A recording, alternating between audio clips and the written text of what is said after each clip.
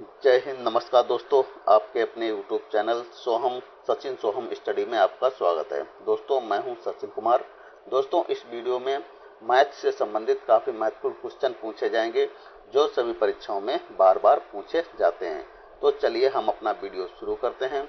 हमारा पहला क्वेश्चन आपकी स्क्रीन पर आपके सामने दिया गया है। पहला क्वेश्चन है हमारा क्वेश्चन नंबर 1। एक छात्र को परीक्षा में उत्तीर्ण होने के लिए 40% अंक लाने थे। उसने 133 अंक लाए तथा वह 67 अंकों से अनुत्तीर्ण घोषित किया गया। तो कुल पूर्णांक कितना था? दोस्तों, कोई लड़का है, उसको परीक्षा में उत्तीर्ण होने के लिए 40% अंक लाने थे। उसने क्या किया? उसने केवल 133 अंक लाए और वह 67 अंकों से अनुत्तीर्ण हो गया। ठीक है, क्या हुआ? 67 अंकों से अनुत्तीर्ण हो गया। दोस्तों, अगर हम कह सकते हैं, अगर उसने कितने नंबर लाए, उसने कितने नंबर लाए यहाँ पर? 133। ठीक है दोस्तों, हम कह सकते हैं अगर वह 67 अंक और ले आया, ठीक है, ये कितने अंकों से अनुत्तीर्ण हो गया? 67 अंकों से वह फेल हो गया। अनुत्तीर्ण का मतलब फेल हो गया। अगर हम कहें कि अगर वह 67 नंबर और ले आता तो वह पास हो जाता। ठीक है, तो हम क्या करते हैं, 133 में हम 67 को जोड़ देंगे।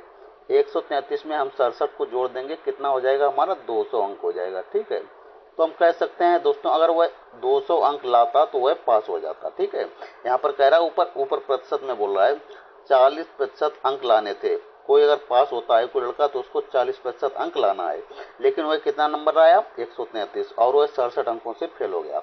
अगर उसको 67 अंक और मिल जाते तो वह पास हो जाता। तो कहने का मतलब है 133 में हम 67 जोड़ देंगे तो कितना हो जाएगा? 200। 200 अंक अगर उसको मिल जाते तो वह पास हो जाता। ठीक है, अब यहाँ पर देखेंगे प्रतिशत में पास होने के लिए कितना दिया गया है? 40%। तो प्रतिशत में हमारा 40% दिया गया है। 40% में बराबर कितने के बराबर है? 200 के। ठीक है, यहाँ पर 40% दिया गया, परसेंट में 40% दिया है, अंकों में 200, यानी कि 200 अंक उसको मिल जाते तो वह पास हो जाता।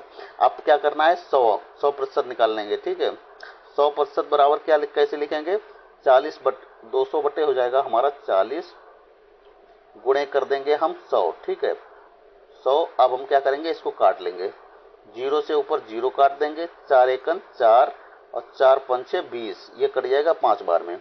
अब क्या है, 5 का हम 100 में गुणा कर देंगे, कितना हो जाएगा? ये 5 का 100 में गुणा कर देंगे, कितना हो जाएगा? 500। ठीक है, यही हमारा राइट आंसर हो जाएगा। देखते हैं 500 हमारा किस ऑप्शन में दिया गया है। तो 500 हमारा ऑप्शन नंबर सी में दिया गया है। तो इस तरह से इस क्वेश्चन का right answer option number C यानी कि 500 हमारा सही ऑप्शन हो जाएगा। ठीक है, तो कुल पूर्णांक कितना था? तो कुल पूर्णांक था हमारा 500। ठीक है, इसका right answer option number C हमारा सही हो जाएगा। आशा करते हैं यह क्वेश्चन आपको अच्छी तरीके से समझ में आ गया होगा। ठीक है, चलिए देखते हैं दोस्तों अगला क्वेश्चन। अगला क्वेश्चन है हमारा क्वेश्चन नंबर 2। काफी अच्छा क्वेश्चन है। यह क्वेश्चन कई बार परीक्षाओं में पूछा गया है। क्वेश्चन है हमारा, एक आदमी 25% की हानि पर एक मेज को 4200 रुपए में बेचता है। उसे 25% लाभ कमाने के लिए मेज को कितने मूल्य में बेचना होगा? ठीक है दोस्तों, कोई आदमी है, वो एक 25% की हानि पर एक मेज को बेचता है 4200 रुपए में। ठीक है, तो कह रहा है 25% लाभ कमाने के लिए उस मेज को कितने मूल्य में बेचना होगा। ठीक है दोस्तों, 25% हानि का मतलब क्या होता है? हम 25% हानि का मतलब होता है 100 से हम 25 को घटा के लिखेंगे। ठीक है, यानी कि 100 25% हानि, 25% हानि का मतलब 100 से हम 25 को घटा देंगे, कितना आ जाएगा? 75। ठीक है, यानी कि व्यक्ति ने 75% को बेचा है। ठीक है, 75% पर बेचा है। 25, अगर 100 से हम 25% हानि है तो 25% हानि को हम 100 से घटा देंगे, कितना आ जाएगा? 75। ठीक है, 75%, यही 75% किसके बराबर हो जाएगा? हमारा 4200। ठीक है, किसके बराबर हो जाएगा? 4200। तो यहाँ पर हम लिख लेंगे 4200। ठीक है, पूछ रहा आगे क्या कर रहा है, उससे 25% लाभ कमाने के लिए मेज को कितने मूल्य में बेचना होगा। लाभ को हम कैसे लिखते हैं? लाभ को हम क्या करते हैं? 100 से जोड़ के लिखते हैं। 100 में हम 25 को जोड़ देंगे, कितना हो जाएगा हमारा? 125। ठीक है, कितना हो जाएगा? 125। 125 की हमको वैल्यू निकालनी है, तो 125 बराबर क्वेश्चन मार्क। ठीक है, तो हम कह सकते हैं, अब कैसे निकालेंगे? तो 4200 बटे 75 हो जाएगा हमारा, और गुणे में क्या कर लेंगे? 125 कर लेंगे। इसको हम कटा लेंगे और हमारा राइट आंसर निकल के आ जाएगा। ठीक है, काट लेंगे हम इसको। ये हमारा 25 से डायरेक्ट कट जाएगा, 25 तिया 75 हो जाएगा और 25 पंचे 125, 3 एकन 3, 3 एकन 3, एक बचा, 3 चक्कू 12, 2 जीरो बचे तो 2 जीरो हम ऊपर रख लेंगे, ये हमारा कट गया। अब हमारा कोई कटने वाला नहीं है, ऊपर है हमारा 1400, ये नीचे है 4, तो 1400 में हम गुणे 5 कर देंगे। 1400 में गुणे 5 करेंगे, 14 पंचे 70, 2 जीरो बचे, 2 जीरो हम रख लेंगे, ठीक है। तो कितना निकल के आया हमारा 7000, ठीक है। यानी कि हम कह सकते हैं उसको 25% लाभ कमाने के लिए उस मेज को कितने मूल्य में बेचना होगा, 7000 रुपए में। तो यही 7000 हमारा राइट आंसर निकल के आ गया। देखते हैं 7000 हमारा किस ऑप्शन में दिया गया है। 7000 हमारा ऑप्शन नंबर सी, यानी कि ऑप्शन नंबर सी में दिया गया है, ठीक है। तो इस क्वेश्चन का right answer option number C यानी कि 7000 हमारा सही हो जाएगा, ठीक है। आशा करते हैं यह क्वेश्चन भी आपको अच्छी तरीके से समझ में आ गया होगा। दोस्तों अगर ये सब क्वेश्चन आपको अच्छे लग रहे हैं तो वीडियो को भी लाइक कर दीजिए, चैनल को सब्सक्राइब नहीं किया तो चैनल को सब्सक्राइब करके आप मेरे चैनल से जरूर जुड़ जाइए, ठीक है। चलिए देखते हैं दोस्तों अगला क्वेश्चन। अगला क्वेश्चन है हमारा क्वेश्चन नंबर 3। यह भी क्वेश्चन काफी अच्छा है और कई बार परीक्षाओं में पूछा गया है। क्वेश्चन हमारा क्या कह रहा है, एक यात्री ने बस में यात्रा करते हुए पाया कि बस ने 35 विद्युत खंबे 1 मिनट में पार कर लिए तथा 2 खंभों के बीच की दूरी 50 मीटर है, तो बस की रफ्तार कितनी हुई। यानी कि इसमें चाल पूछी गई है, बस की चाल क्या है, ठीक है। अच्छा क्वेश्चन है दोस्तों। कोई यात्री है वह बस में बैठा है, वह बैठे बैठे नोट कर रहा है कि बस ने 35 विद्युत खंबे 1 मिनट में पार कर लिए, ठीक है। 2 खंभों के बीच की दूरी कितनी है, 50 मीटर, ठीक है। तो हम क्या करेंगे दोस्तों, सबसे पहले इसमें आप लोग कंफ्यूज हो जाते हैं। क्या करते हैं, यहाँ पे आपने देखा 35 विद्युत खंबे हैं और 1 मिनट में पार कर लिए, खंभों के बीच की दूरी 50 मीटर, ठीक है। तो आप लोग क्या करते हैं, 35 गुणे 50 कर देते हैं और निकाल लेते हैं, तो ऐसे आपका क्वेश्चन का आंसर गलत हो जाता है, ठीक है। दोस्तों सबसे पहले हम यहाँ पर देखेंगे खंभों के बीच की दूरी कितनी है। मान लेते हैं हम ये खंबे हमारे दिए गए हैं, हमारा एक खंबा हो गया, 2 खंबा, तीसरा खंबा, ये चौथा खंबा, ठीक है। खंभों के बीच की दूरी कितनी दी गई है, यहाँ पर ये 50 मीटर की दूरी है, ये हमारी 50 मीटर की दूरी है, ये हमारी 50 मीटर की दूरी है, ठीक है। अब बताइए खंबे हमारे कितने हो गए, 4 खंभों के बीच की दूरी कितनी हुई, 1 2 3, 50 50 100 150, कितनी हुई हमारी दूरी, 150, ठीक है। तो 4 खंभों के बीच की दूरी कितनी निकल के आई, 150। यानी कि हम कह सकते हैं खंभों को हम एक माइनस करके लिख सकते हैं, यानी कि जितने खंभे दिए हैं उसमें से एक हम कम करके और जितना मीटर है उसमें हम गुणा कर लेते हैं, ठीक है। तो हमारा कितना है, 35 विद्युत खंभे हैं। 35 में क्या करेंगे, सॉरी, टोटल हमारे विद्युत खंभे कितने हैं, 35 हैं। 35 से हम -1 कर लेंगे, कितना आ जाएगा हमारा 34, ठीक है। 34 में हम गुणे 50 कर लेंगे, क्योंकि 50 मीटर प्रत्येक बीच 2 खंभों के बीच की दूरी कितनी है, 50 मीटर। तो 34 गुणे हम 50 कर लेंगे, 34 गुणे 50 करेंगे, हमारा निकल के आ जाएगा 1700, ठीक है, 1700, ठीक है। अब पूछा गया है तो बस की रफ्तार कितनी हुई, ठीक है। दोस्तों यहाँ पर एक चीज देखने वाली है कि यहाँ पर 1700 मीटर हमारा निकल के आया, कितना, 1700 मीटर। और यहाँ पर जो हमारा ऑप्शन में जो आंसर दिया गया है वो किलोमीटर प्रति घंटे में दिया गया है, ठीक है। तो हम क्या करेंगे, इसको जो 1700 मीटर को हम किलोमीटर प्रति घंटे में चेंज कर लेंगे, ठीक है। क्या करते हैं, मीटर प्रति सेकंड को किलोमीटर प्रति सेकंड में चेंज करने के लिए क्या करते हैं, 18/5 से हम गुणा करते हैं, ठीक है। यहाँ पर दिया है 35 विद्युत खंबे 1 मिनट में पार कर लिए, ठीक है। 1 मिनट का मतलब क्या होता है, 60 मिनट। 1 मिनट का मतलब क्या होता है, 60 सेकंड, ठीक है। 60 सेकंड क्यों लिखते हैं, हम मीटर प्रति सेकंड को किलोमीटर में चेंज करेंगे तो हम इसमें लिखेंगे 1 मिनट को हम सेकंड में चेंज कर लेंगे, ठीक है। 1 मिनट में कितने सेकंड होते हैं, 60। अब हम क्या करेंगे, इसमें हम 18/5 से गुणा कर लेंगे, ठीक है, 18/5। अब इसको हम क्या करेंगे, कटा लेंगे, ठीक है। 0 से एक 0 हमारा कट गया, 6 एकन 6, 6 तिया 18। अब क्या कितनी बार कटेगा, 5 एकन 5 और 5 तियो 15, यहाँ पर कितने बचे, 2, 5 चौकू 20, ठीक है। कटे कितने निकला, 34। अब ये 34 और गुणे 3, ठीक है, 34 गुणे 3 का हम गुणा कर लेंगे, कितना निकल के आएगा, 34 गुणे 3 करेंगे, 3 चौकू 12 की 2 और 3 त्रिका 9 और 1 10, कितना निकल के आया, 102। 102 किलोमीटर प्रति घंटा उसकी रफ्तार हुई, ठीक है। यानी कि बस की चाल कितनी हुई, 102 किलोमीटर प्रति घंटा। 102 किलोमीटर हमारा किस ऑप्शन में दिया गया है, 102 किलोमीटर हमारा ऑप्शन नंबर बी में दिया गया है। तो इस तरह से इस क्वेश्चन का right answer option number B यानी कि 102 किलोमीटर प्रति घंटा हमारा सही हो जाएगा। ठीक है, आशा करते हैं यह क्वेश्चन भी आपको अच्छी तरीके से समझ में आ गया होगा। दोस्तों यह मैथ से संबंधित पार्ट नंबर 2 है। इसी तरह आपको पार्ट बाय पार्ट वीडियो आपको आगे भी मिलते रहेंगे, इसलिए आप मेरे चैनल को सब्सक्राइब करके हमसे जरूर जुड़ जाइए, ताकि जब भी हम नया वीडियो अपलोड करें तो आपके पास नोटिफिकेशन पहुंच सके। ठीक है, चलिए देखते हैं दोस्तों अगला क्वेश्चन।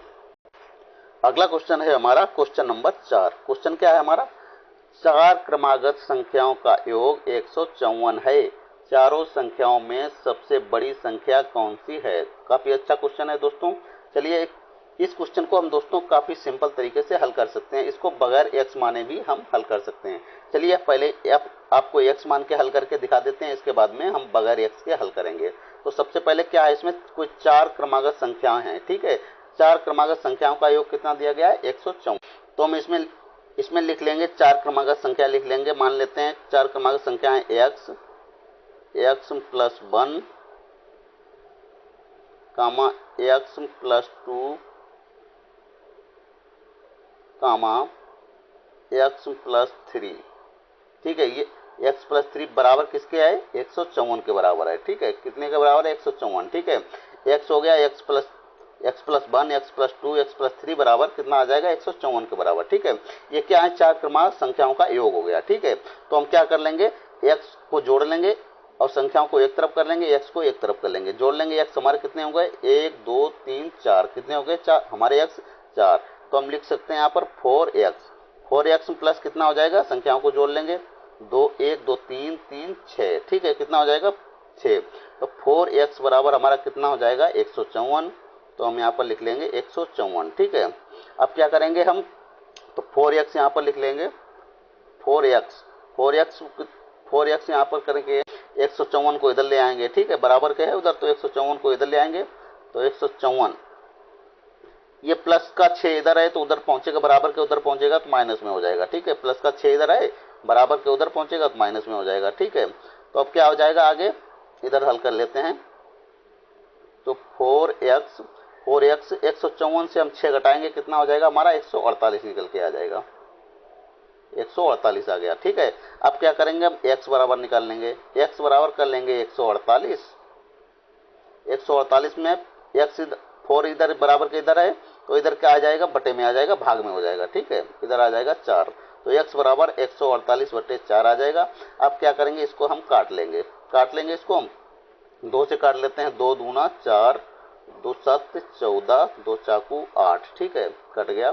फिर 2 से काट लेंगे, 2 1 2, 2 3 6 1 बचा, 2 7 14। ठीक है, कितना निकला, 37। ये 37 निकल के आया। ये संख्या क्या है, 37 हमारी सबसे छोटी संख्या है। ठीक है, 37 क्या है, हमारी सबसे छोटी संख्या है। अब यहाँ पर ऊपर पूछा गया है, चारों संख्याओं में सबसे बड़ी संख्या कौन सी है। बड़ी संख्या यहाँ पर सबसे कौन सी है, x प्लस 3। ठीक है, तो x की जगह हम 37 रख देंगे और प्लस 3 कर देंगे। ठीक है, तो 37 3 जोड़ेंगे, कितना आ जाएगा, 40 हमारा आ जाएगा। ठीक है, यही 40 हमारी क्या हो जाएगी, सबसे बड़ी संख्या हो जाएगी, यानी कि राइट आंसर हो जाएगा। देखते हैं 40 हमारा किस ऑप्शन में दिया गया है, तो 40 हमारा ऑप्शन नंबर बी में दिया गया है। तो इस तरीके से इस क्वेश्चन का right answer option number B, यानी कि 40 हमारा सही हो जाएगा। ठीक है, चलिए दोस्तों ये तो x मानकर हमने हल किया है। अब क्या करेंगे, इसको हम बगैर x माने डायरेक्ट हल करेंगे। ठीक है, काफी आसान तरीके से। दोस्तों जब इस तरीके से कोई क्वेश्चन पूछे, 4 क्रमागत संख्याओं का योग 154 है। ठीक है दोस्तों, इसमें पूछा गया 4 क्रमागत संख्याओं का योग। ठीक है, इसमें हम क्या करेंगे, बीच वाली संख्या निकाल लेंगे, यानी कह सकते हैं औसत निकाल लेंगे। ठीक है, बीच वाली संख्या हम कैसे निकालेंगे, हम 154 में हमारी कितनी संख्या है, 4, तो हम 4 से भाग दे देंगे। 154 में 4 से भाग दे देंगे, कैसे, 4 1 4, 4 3 12, 3 बचे, यहाँ पर 34 हो गया, 4 8 32, 2 बचे, दशमलव लगा लेंगे, 0 बढ़ जाएगा तो 4 5 20। ठीक है, कितना निकल के आएगा, 38.5। ठीक है, 38.5 ये क्या निकला, हमारा बीच वाली संख्या निकली है। ठीक है, तो क्या करेंगे, हम यहाँ पर लिख लेंगे 38.5। ठीक है, ये क्या है, हमारी बीच वाली संख्या। अब बताइए इससे आगे संख्या कौन सी आएगी, 38.5 के बाद कौन सी आएगी, 39 आएगी। ठीक है, 39 के बाद कितनी आएगी, 40 आएगी। ठीक है, 38.5 से पहले कौन सी संख्या आएगी, हमारी 38 आएगी। ठीक है, 38 के पहले हमारी कौन सी संख्या आएगी, 37 आएगी। ठीक है, तो कह सकते हैं ये हमारी 38.5 क्या है, बीच वाली संख्या है। 4 संख्या हमारी कौन सी है, 37 है, 38 है, 39 है और 40 है। ठीक है, बीच वाली कुछ संख्या को छोड़ देंगे। अगर ये क्वेश्चन में पूछता सबसे छोटी संख्या बताइए हमें, तो सबसे छोटी संख्या हमारी इसमें 37 हो जाती। इसमें क्वेश्चन में पूछा गया चारों संख्याओं में सबसे बड़ी संख्या कौन सी है, तो बताइए सबसे बड़ी संख्या कौन सी है, 40। ठीक है, तो ऐसे भी हम क्वेश्चन को हल कर सकते हैं। 40 हमारा किस ऑप्शन में दिया गया है, तो 40 हमारा ऑप्शन नंबर बी में दिया गया है। इस तरीके से इस क्वेश्चन का right answer option number B हमारा सही हो जाएगा। ठीक है, आशा करते हैं यह क्वेश्चन भी आपको अच्छी तरीके से समझ में आ गया होगा। अगर इस तरीके का क्वेश्चन आपकी परीक्षा में आएगा तो आप आसानी से हल कर लेंगे। ठीक है, चलिए देखते हैं दोस्तों अगला क्वेश्चन। अगला क्वेश्चन है दोस्तों क्वेश्चन नंबर 5। काफी सिंपल क्वेश्चन है, इसमें कुछ नहीं है। क्वेश्चन क्या कह रहा है हमारा, 8% वार्षिक दर से साधारण ब्याज पर निवेश की गई धनराशि को अपने मान मूल्य में 40% की वृद्धि करने में कितना समय वर्ष लगेगा। ठीक है दोस्तों, कुछ नहीं, 8% हमको यहाँ पर ज्ञात है, दिया गया है। एक वर्ष में कितना हो रहा है, 8 वर्ष हो रहा है। ठीक है, तो ये पूछ रहा है 40% कितने वर्ष में हो जाएगा। ठीक है, एक वर्ष का कितना दिया है हमारा, यहाँ पर हमें दर कितने दी गई, 1% दर जो वार्षिक दर है कितना दी गई, 8 वर्ष। क्वेश्चन दोबारा पढ़ते हैं, 8% वार्षिक दर से साधारण ब्याज पर निवेश की गई धनराशि को अपने मान मूल्य में 40% की वृद्धि करने में कितना समय लगेगा। एक वर्ष में कितना है, ये एक वर्ष का हमारा दिया है, एक वर्ष का यहाँ पर 8% दिया गया है। ठीक है, पूछ रहा है कितने समय में ये 40% हो जाएगा। कुछ नहीं है, क्या करेंगे हम 40 को काट लेंगे, 40 को काट लेंगे, 40/8 कर लेंगे। एक वर्ष का ज्ञात है तो क्या कर लेंगे, 40/8 काट लेंगे, 8 एकन 8, 8 पच्चे 40। ठीक है, कितना निकल आएगा, ये 5 वर्ष। ठीक है, कट गया, कितना निकला, 5 वर्ष। तो 5 वर्ष में हमारा 40% हो जाएगा। कितना समय पूछा गया, कितना समय यानी कि वर्ष लगेगा, तो 5 वर्ष लगेंगे। 5 वर्ष में ये 40% हमारा हो जाएगा। ठीक है, देखते हैं 5 वर्ष हमारा किस ऑप्शन में दिया गया है। 5 वर्ष हमारा ऑप्शन नंबर सी यानी कि 5 वर्ष सही हो जाएगा। ऑप्शन नंबर सी इसका राइट आंसर हो जाएगा। ठीक है, आशा करते हैं यह क्वेश्चन भी आपको अच्छी तरीके से समझ में आ गया होगा। ठीक है दोस्तों, हमारा ये वीडियो यहीं पर समाप्त होता है। दोस्तों ये वीडियो आपको अच्छा लगा है तो वीडियो को लाइक करें, शेयर करें और चैनल को सब्सक्राइब करें। मिलते हैं अगले वीडियो में, तब तक के लिए जय हिंद, नमस्कार।